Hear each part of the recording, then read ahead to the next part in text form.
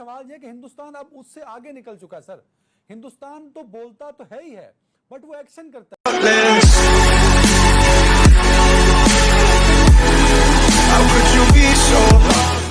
सवाल यह कि हिंदुस्तान अब उससे आगे निकल चुका है सर।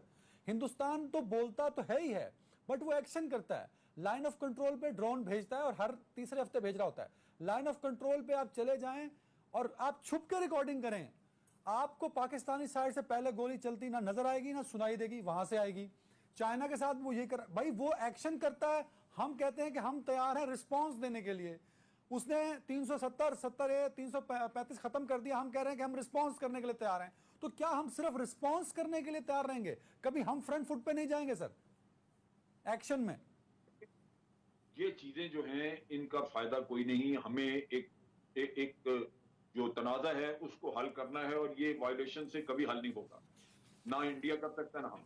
लेकिन इंडिया हमेशा कहता है कि पाकिस्तान की तरफ से इन्फिल्ट्रेशन होती है, जिसको रोकने के लिए हम ये फायरिंग करते हैं। सर वजह क्या है कि हमें बहुत इंसानी हमदर्दी याद आती है, हम 65 में उनके इलाके वापस कर देते हैं, 71 में हम उनसे बहुत सारा कंप्रोमाइज किया हमने, भले हमारे फौजी थे उसके बावजूद भी हम बहुत सारे कंप्रोमाइज करके आए। कारगिल में भी हम कंप्रोमाइज करते हैं। लेकिन फॉरेन ऑफिस क्या करे जब आपके लीडर आपके अपने आप को पहले खुद ही मुजरिम बना के तो पेश कर दें। मियां साहब थे श्रीलंका में, वहां से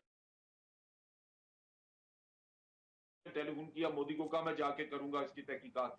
अभी तो मोदी ने इल्जाम ही नहीं लगाया था आपने, और फिर आके एफआईआर दर्ज करा दी आपने, और फिर तहकीकात खुल गई। लेकिन उसके बावजूद अगर आपका वजीर आजम ये कहे कि क्या हमें बॉम्बे में ये लोग भेजने चाहिए थे, और ये स्टेटमेंट उनके इंटरनेशनल कोर्ट ऑफ जस्टिस में चलाई गई, वहां रेफर की गई।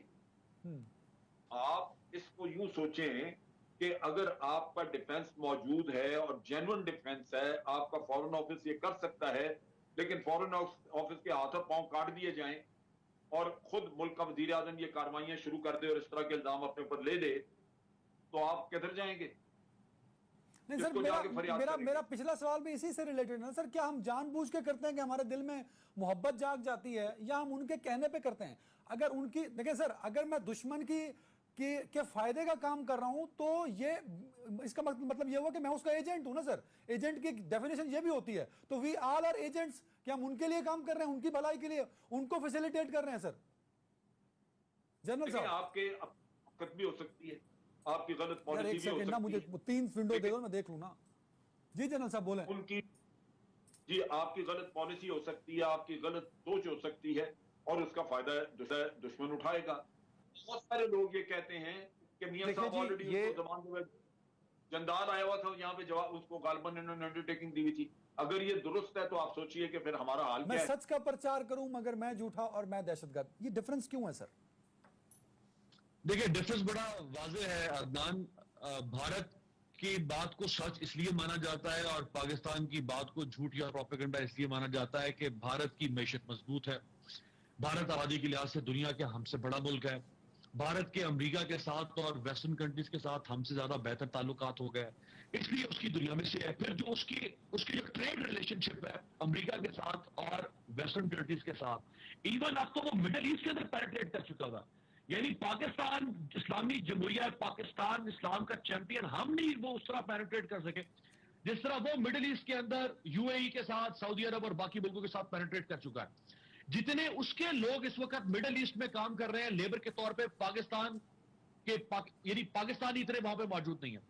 तो उसका तो एक पूरा एक तनाजुर है कि वो किस तरह उसने इंटरनेशनल पॉलिटिक्स में अपनी जगह बनाई, इसीलिए दुनिया उसकी बात को मान लेती है। बात यह कि देखिए हमारी एक पॉलिसी पिछले को 10 साल से यह रही कि हमारी अपीजमेंट की पॉलिसी बन चुकी थी भारत की तरफ। हमें उस अपीजमेंट की पॉलिसी को खत्म करना था और हमें बिल्कुल हेड ऑन हेड होकर बात करना थी, आंखों में आंखें डालकर, और दुनिया को बताना था कि क्या हो रहा है। एक साबिक डीजीआई साहब ने यह बात कही कि हमसे ज्यादा नवाज शरीफ साहब भारत की बातों पर एतबार। अगर मैं गलत कह रहा हूं तो आप पूछे जनरल शेख साहब आपके प्रोग्राम में बैठे हुए कि मैं गलत कह रहा हूं कि ठीक कह रहा हूं, कि एक साबिक डीजीआई साहब ने कहा कि नवाज शरीफ। जी जनरल साहब, मैं ये कह रहा हूं कि यही होता रहा है। यानी जब भारत ने कहा कि पठानकोट का काम हमने कराया किया, हमारे पर इल्जाम लगा, तो यहां डीजीआईएसआई ने प्राइम मिनिस्टर को वादे बताया कि हमारे से कोई ताल्लुक नहीं, हमने कुछ नहीं किया। लेकिन मियां साहब इस पे यकीन करने को तैयार नहीं थे। उन्होंने कहा नहीं, जब तक मैं इंक्वायरी नहीं कर लूंगा मैं नहीं छोड़ूंगा। और इंक्वायरी भी उन्होंने कहा कि मैं आईएसआई से नहीं करवाऊंगा, मैंने इंक्वायरी करवानी आईबी से। वो फिर आईएसआई नहीं मानी, उन्होंने कहा जॉइंट इंक्वायरी।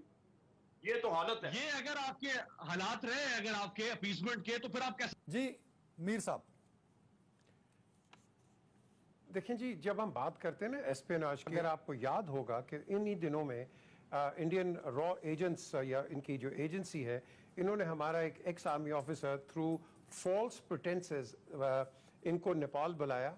नेपाल बुला के रॉ ने उसको अरेस्ट कर लिया on espionage and you know other subversive activities. अब बात यह है कि हमारे भी जो एजेंट्स हैं वो पकड़े जाते हैं, उनके भी एजेंट्स पकड़े जाते हैं, पूरी दुनिया के अंदर होता है। और आपको सबसे बड़ा 50s के अंदर आपको याद होगा कि वो किम फिल्बी अफेयर जो यू नो डबल एजेंट निकला था ब्रिटेन का। आपकी अपनी पाकिस्तान एम्बेसी, ये शायद लोगों को नहीं पता कि आपकी अपनी एम्बेसी लाउंज स्क्वायर के अंदर जब वो रेनोवेशंस हो रही थी, वहाँ बगिंग डिवाइस निकले थे। अब वो किसने लगाए थे? देखें, बात यह एस्पियोनाज हर जगह होती है, लेकिन हमने भी उसको एक अपना इसकी एक अपनी एस्पियोनाज की एक अपनी डिप्लोमेसी होती है कि आपने देखना है कि उसने उसको पकड़ा हुआ है, हमने इसको पकड़ा हुआ है।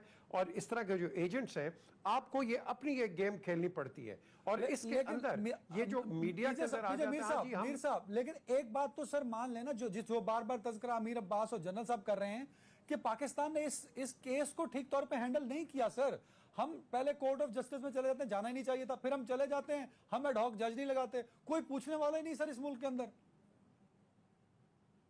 इंटरनेशनल कोर्ट ऑफ जस्टिस में जाना was a हिमाकत, was a stupid thing.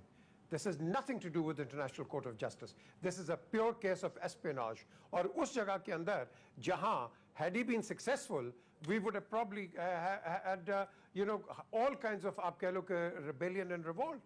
तो मैं समझता हूं ये हमारा अपना मामला है, ये इंटरनेशनल कोर्ट का मामला नहीं है, ये कोई डिप्लोमेट का नहीं है। Tell me pretty lies, look me in the face, tell me that you love me, even if it's fake.